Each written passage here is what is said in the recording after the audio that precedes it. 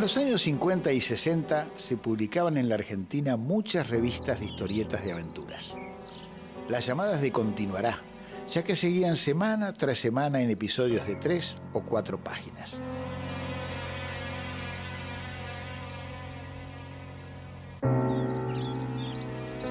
Eran revistas baratas, pero nos fascinaban. Una de mis preferidas era el Mr. X. Ahí descubrí una obra que revolucionó completamente el género y marcó un antes y un después. Mort Cinder.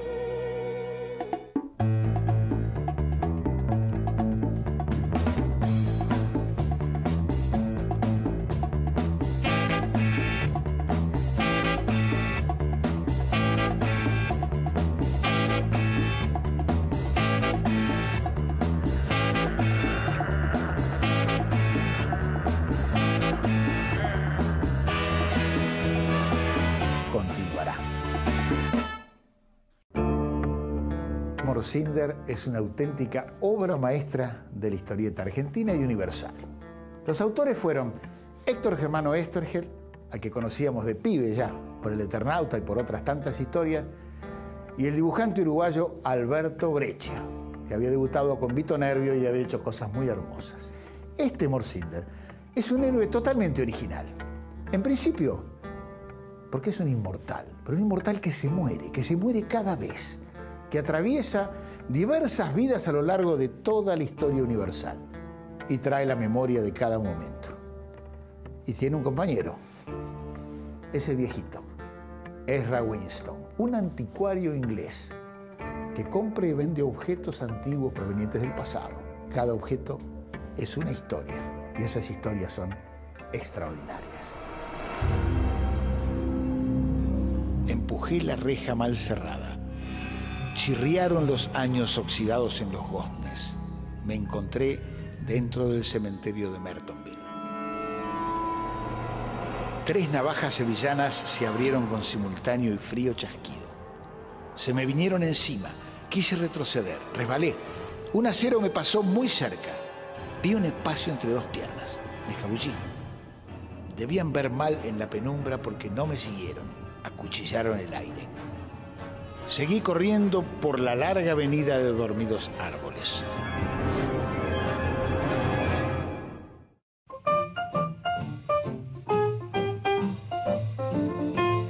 Domingo Mandrafina, Cacho para los amigos, es uno de los mejores dibujantes argentinos.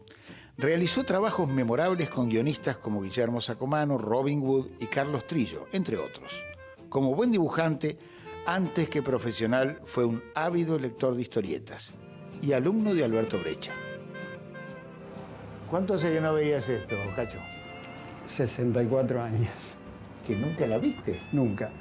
Este primer episodio de Mort Cinder, Los ojos de plomo, el comienzo, no lo vi nunca, editado en Mr. X. Contame cómo lo descubriste a Breccia como artista. ¿Qué te pasó?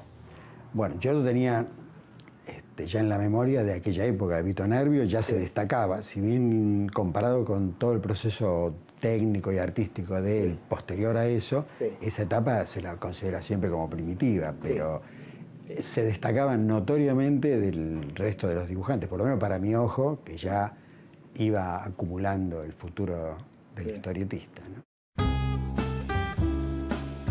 Mort Cinder se publicó en la revista Mr. X entre 1962 y 1964.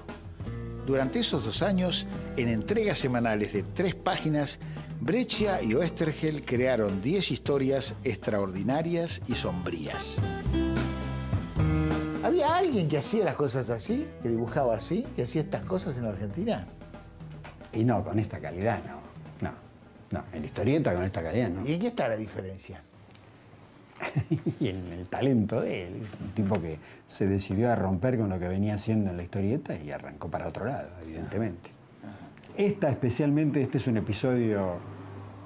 Es igual a Termópilas. Es muy claro, el de las Termópilas es muy de grandes masas. No todas las historias que hizo él tienen que ver con cosas de despliegue masivo de este tipo, ¿no? No, precisamente esta, por ejemplo... Esta es casi en interiores, es una cosa más de expresiones en los rostros. Bueno, la versatilidad queda demostrada, ¿no? Ese era un rasgo, ¿no? La versatilidad, que podía ser... Podía trabajar Sobre todo porque él, que acentuaba mucho la idea de la narración, del relato, clima, los personajes, la psicología de los personajes. Y eso le permitía, porque eso él realmente le da mucha importancia, eso le permitía trabajar tanto en un clima como en otro. Cuando vos lo conociste era fines de los 60, él tenía 50, no era tan viejo, tenía 50 y pico años, era mucho más pendejo que los otros ahora. Totalmente, pero se lo llamaba el viejo. Siempre dijeron viejo, ¿no? Sí, siempre le dijeron el viejo. ¿Y cómo era como docente? Para mí era muy funcional a la enseñanza de la historieta. Era un tipo que transmitía naturalmente el conocimiento que él tenía y cómo lo encaraba. No hablemos de métodos, de didáctica, pedagogía, no tengo la menor idea, porque muchos se quejaban, ¿no? Por ahí no calzaba su personalidad con la de él y lo tomaban como un tipo cabrón, malhumorado, algunos se deprimían. Yo hago que lo que ellos tienen dentro florezca, nada más, yo no inculco nada. Si hiciera eso, sería un animal. Yo trato de que lo que ellos tienen dentro salga afuera. Que tienen que estudiar, que tienen que trabajar duro, muy duro. Que no es fácil la profesión. Que lleva mucho sacrificio, mucho. Si está dispuesto a soportar todo eso, que siga para adelante. Si no, que se dedique a otra cosa. ¿Qué es lo que más ponía el énfasis, Cacho? En eso, el clima, el relato. ¿Clima? ¿Relato? Clima, relato, la iluminación, que estaba muy ligada al clima. Sí. La caracterización de los personajes, sí. La observación, fíjense siempre bien, en el subterráneo, en el ómnibus. Toda la gente es diferente. Dicen, miren las caras, decía, ¿no? Porque siempre dibujan y dibujan la misma cara. Manos y ojos. Ese tipo de cosas. Sí, manos y ojos, por ejemplo, ¿no? Siempre. Y después, desde el punto de vista gráfico, el blanco. Que había, uno siempre se fija en el negro, en realidad, porque es lo que uno pone. Sí. Pero él decía siempre que se dibujaba con el blanco. El negro lo que hacía era rodear al blanco. Hay ejemplos extraordinarios. Sí, todo su trabajo. Este, por ejemplo. Claro.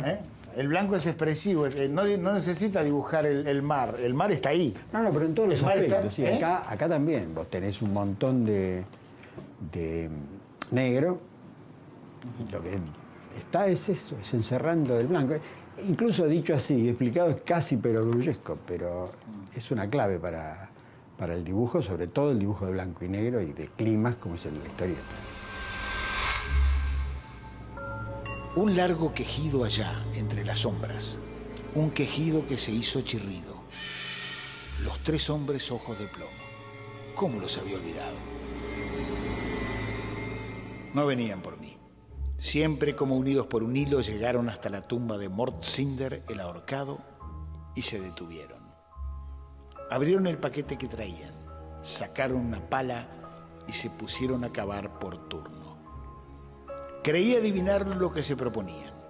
Iban a clavar el ataúd, como se hacía con los vampiros humanos, para que no resucitaran. No sé por qué lo hice.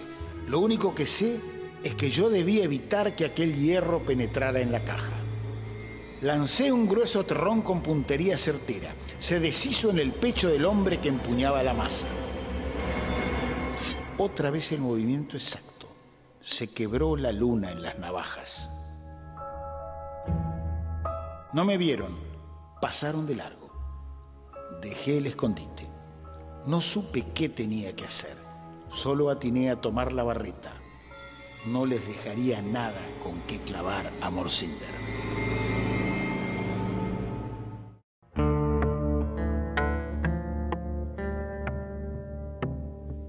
El reconocido dibujante Horacio Lalia también fue alumno de Alberto Breccia. Incluso trabajó con Oesterheld años después, haciendo la historieta Necrodamus y continuó su obra dentro del género de terror, en muchos casos adaptando relatos clásicos. Mi cara y la cara de Mort Cinder. Como generalmente él tomaba apuntes y después él hacía los personajes sobre esas caras, que era siempre la misma cara porque tomaba apuntes conmigo, ahí decide que define mi cara. Lo que hacía era componer la página con los cuadritos que iban y después íbamos tomando apuntes uno por uno, porque se pasaba todo el trabajo. Por ejemplo, en este caso, este cuadro de abajo, se posa el medio primer plano que está adelante, todos los pequeños personajes que están en plano alejado se hacían todos, e incluyendo a los que están asomados en una gruta detrás, que es público. Prácticamente los primeros 2 o 3 también se tomaban apuntes. No ponía sombras a menos que fuera una cosa muy intensa y podía marcar poquitito. Si hacíamos un trabajo de sombra directa con lámpara, sí, porque él tomaba el apunte con la sombra de la lámpara, pero si no, normalmente tomaba el apunte en forma lineal. Un enfoque como este de abajo y colocaba una lámpara para dar ese clima, como pasa también con Ezra, y cuando lo hacía con Ezra, lo hacía con el espejo y trabajaba él. Con Moore, exactamente lo mismo. Él influyó bastante en cuanto a la parte conceptual de la cosa, de cómo marcaba los negros, de cómo marcaba los climas, ese tipo de cosas. Y yo, al lado de él, aprendí mucho trabajando. Los episodios de Morsinder transcurren en distintos lugares del tiempo y del espacio, como le hubiera gustado decir a Héctor Oesterhel. Ya sea la Torre de Babel, que está en la Biblia, ya sea la batalla de las Termópilas griega, ya sea un barco negrero del siglo XVI o XVII, ya sea la Primera Guerra Mundial, ya sea el Antiguo Egipto. En todas esas historias, algunas de ciencia ficción, otras negras, otras muy oscuras, como transcurre en esta penitenciaría contemporánea a la época de la escritura, todas esas historias le sirven a Oesterhel para contar sus temas recurrentes. La vida y la muerte, el tiempo como un espacio lábil que se puede recorrer de ida y de vuelta, el héroe y la solidaridad, y sobre todo el tema de la aventura. Con Oesterhel nos encontramos una tarde en una reunión en casa de Hugo Pratt. Yo no lo conocía. Con Sherlock Holmes nos mandaba el guión porque tenía mucho trabajo. Cuando hicimos Morsinder ya fue una cosa distinta porque él tenía menos trabajo, no tenía la editorial, y entonces nos reuníamos, hablábamos, cambiábamos impresiones. Y como era muy humilde, aceptaba cualquier sugestión, cualquier cambio. Lo más notable es qué hizo Breccia con esas historias. ¿Qué hizo? Cada una de ellas la resolvió estilísticamente con una técnica diferente, y eso fue realmente revolucionario. Primero que nada empezó con la Gillette, que le daba unos trazos extraños al trabajo. Una Gillette, él tomaba una Gillette, sí, pongamos como ejemplo si fuera esto, que es, sí, mucho más chica y filosa, sí, sí, le ponía tinta en el filo de la Gillette, sí, la cargaba bastante, sí, y después con esa misma dibujaba.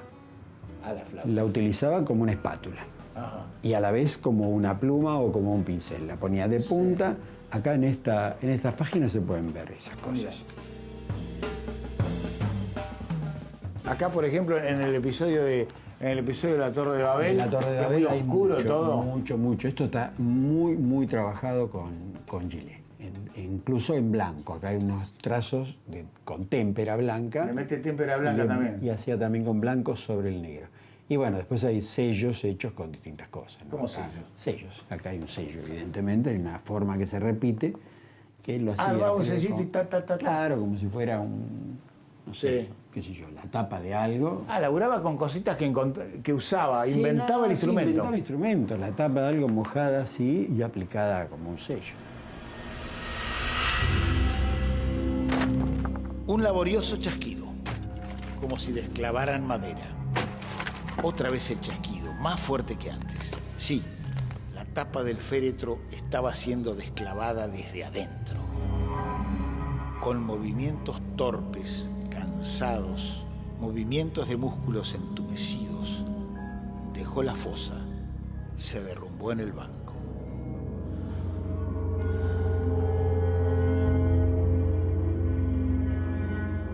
Habló con voz quieta, pero supe que debía obedecer, que obedecería siempre. ¿Qué podía hacer? Lo seguí. Era un ahorcado, un exmuerto, un criminal. Pero lo seguí tal como lo sigo hoy, escribiendo todo esto.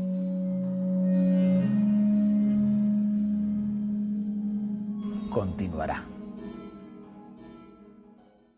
Si cabe una definición para el Morcinder, es que es una historieta bisagra. Es decir, que establece un antes y un después. No solo para la historieta de aventuras a nivel universal, sino para la obra de cada uno de los autores.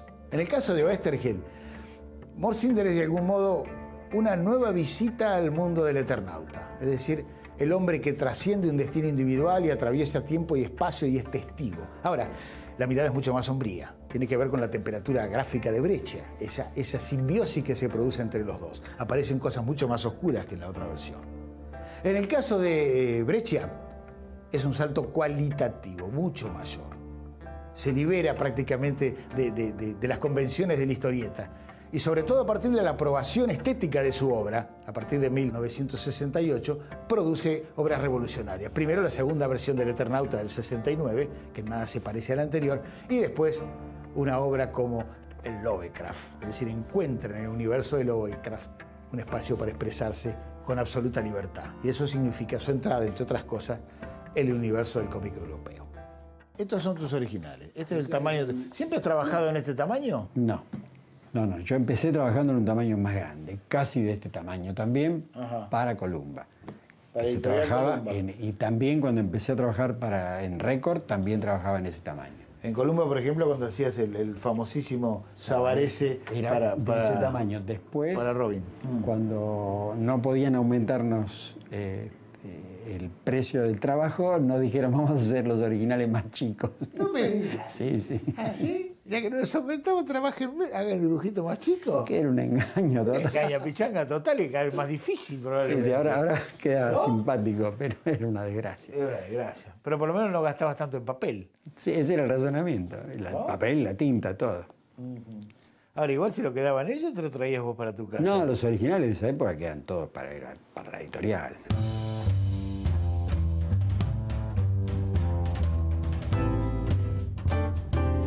Un gran dibujante que compartió las páginas de Mr. X en la época que se publicó Morcinder es Carlos Vogt, autor de historietas como El Quebrado y Joe Gatillo, y que formó una dupla magistral años después con el guionista Robin Wood para crear clásicos como Pepe Sánchez y Mi novia y yo. El sistema de trabajo, tanto en Abril como luego de Yago, como luego en Columba, en todas las editoriales era el mismo. Me refiero a que la historieta fuera completa, el episodio, o que fuera continuado. Es decir, 4 páginas, por ejemplo, y después continuará. ¿Qué le pasará a fulano al doblar la próxima esquina donde lo está esperando el asesino? ¿Sí? Continuará. A la semana siguiente arrancamos desde ahí otras 4 páginas y así. O bien episodios completos directamente de 12 páginas, 4 más 4 más 4 más 4, empieza y termina, después, pero aparece una sola vez al mes. Nosotros en aquella época no teníamos una noción muy clara del capital que significaba tener los originales, nuestros originales, para lo que en esa época, entre comillas, se llamaba sindicatear el material, es decir, venderlo o proponerlo o presentarlo a otras editoriales. En esa época todavía no estaba muy difundida la fotocopia. Ese que era muy, muy importante. Pues yo ahora hago fotocopias de mis trabajos que son mejores que los originales, de una perfecta limpieza, las mando a cualquier parte, y si se pierden los originales no pasa nada, yo tengo el original. ¿Sí? Pero en esa época no. Y no le dábamos tampoco valor al original porque no íbamos a ir nosotros a sindicatear, a menos que se diera la posibilidad. Estábamos conformes en general con el sueldo que nos pagaban por las historietas, que no eran malos sueldos. Un autodidacta absoluto y paradójicamente un gran maestro. Es decir, que por un lado se pueden rastrear en él todos aquellos con los cuales se formó mirando, y se pueden rastrear después de él aquellos que aprendieron mirándolo a él. Como historietista, la base del trabajo de Breccia, cuando llega a su forma clásica, está en un norteamericano que lo influyó tanto a él como a tantos otros, y sobre todo a Hugo Pratt, Milton Caniff, el dibujante de Terry y los Piratas y de Steve Canyon. Todo Vito Nervio, todo Sherlock Time viene de Caniff. Otra influencia, sobre todo por el clima, está muy clara en Will Eisner, el dibujante del Spirit, con esos mundos de claroscuro y esos enfoques. Pero las otras influencias de Breccia no provienen necesariamente de la historieta, sino de otros universos expresivos, otros universos visuales. Por ejemplo, el cine. No se entiende la obra de Breccia, sobre todo desde este momento en adelante, sin el expresionismo alemán o sin el cine de Eisenstein. La influencia de Alberto Breccia sobre varias generaciones de dibujantes argentinos es más que evidente. De los de mi generación, digamos, en la obra de Leopoldo Urañona, en la obra de José Muñoz, en la obra de su hijo, Enrique Breccia, todos extraordinarios artistas que además se liberaron, entre comillas, de la influencia del maestro. Es muy clara y muy rica, porque enseñó a liberarse. Un momento más y nos encontramos dentro de la más alucinante sala de operaciones que jamás pude soñar. Extraños aparatos que se me antojaron monstruosas máquinas de tortura, y que quizá lo eran. Pero ya el profesor Angus se inclinaba sobre mí, ya sus dedos de yemas anchas me palpaban el cráneo. Era el fin. En ese momento se dio algo en mi cerebro, el esfuerzo excesivo, sin duda.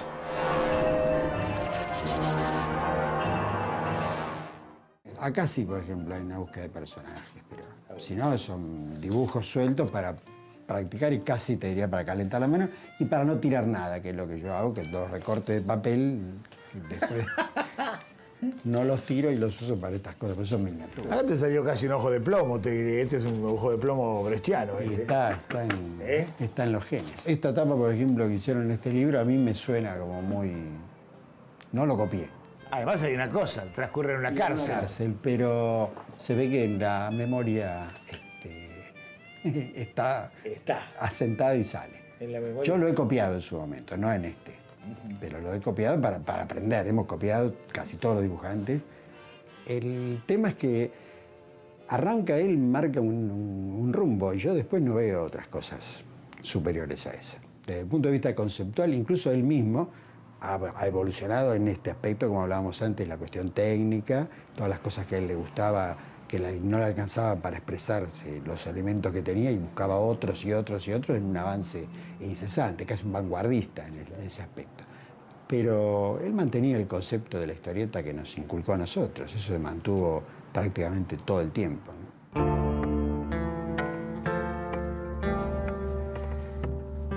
Elmore Cinder, este lujo de expresión gráfica, es un producto de los años 60. Y los años 60 fueron importantísimos para la historieta a nivel universal. ¿Por qué? Porque por primera vez, desde los ámbitos artísticos, de los ámbitos intelectuales, desde los lugares de la crítica, se tomó a la historieta como una forma de arte, el noveno arte. Y eso vino de Europa. Los franceses fueron los primeros que llevaron las historietas al Louvre. En la Argentina, ese fenómeno se produjo sobre fines de la década. En 1968, desde el Instituto Di Tella, que era el lugar de la vanguardia artística en la Argentina, se convoca un congreso internacional y exposición internacional de historieta. Vinieron dibujantes de todo el mundo. Y en ese lugar se vieron por primera vez ampliados estos dibujos extraordinarios. Aquello que Breccia había realizado para esa pequeña revistita y que había quedado escondido, aparece de golpe en el museo y es reconocido. Eso cambió su vida. A partir de ahí empezará a trabajar para Europa y soltará definitivamente la mano. Todavía tenía el instrumento de las triples puntas de acero. Hubo brillos en el metal. Era mi turno.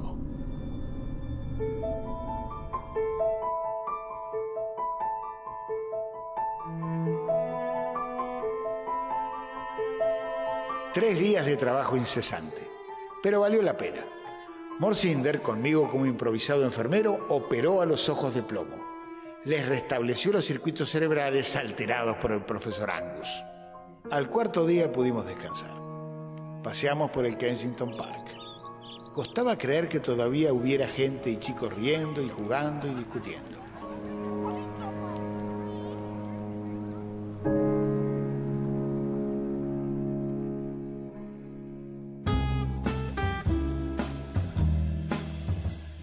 El semiólogo Oscar Steinberg formó parte de ese grupo de intelectuales que le dio este nuevo estatus a la historieta y tiene una visión directa de lo que fue la Bienal y el significado que tuvo en su momento. El momento de la Bienal Mundial de la Historieta en el Di Tella es el momento en que todos los que trataban de buscar algún sentido no conocido y de abandonar las predefiniciones sobre la cultura del momento estaban buscando. Ya la amplificación del cuadro era para producir sorpresa. No había costumbre de acompañar con esos textos con que fue acompañada la exposición. Los artículos de Mazzotta, que ya venían desde antes, sobre historieta, daban cuenta del interés de eso por lo cual la historieta había sido calificada como un arte menor, un lenguaje bajo. Acá grandes historietistas empiezan a mostrar lo que pueden hacer con eso, no a partir de un respeto a la historieta, sino a partir de la búsqueda artística. Breccia decía que a él la historieta nunca le había gustado, ni siquiera de chico. Por supuesto, esto era mentira. Breccia era un hombre muy coqueto, ¿no es cierto? Sabía todo de Milton Caniff y de muchos otros. Pero es cierto que lo que le importaba cuando hacía historieta no era principalmente la historieta, si no, no hubiera sido un innovador.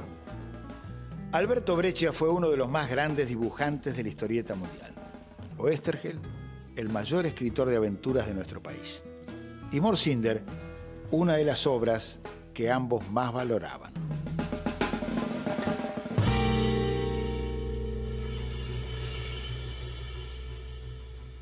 Como suele suceder en el género de aventuras, la historia termina bien y con final abierto. Los Ojos de Plomo no son, en última instancia, más que el comienzo de una saga que continuará.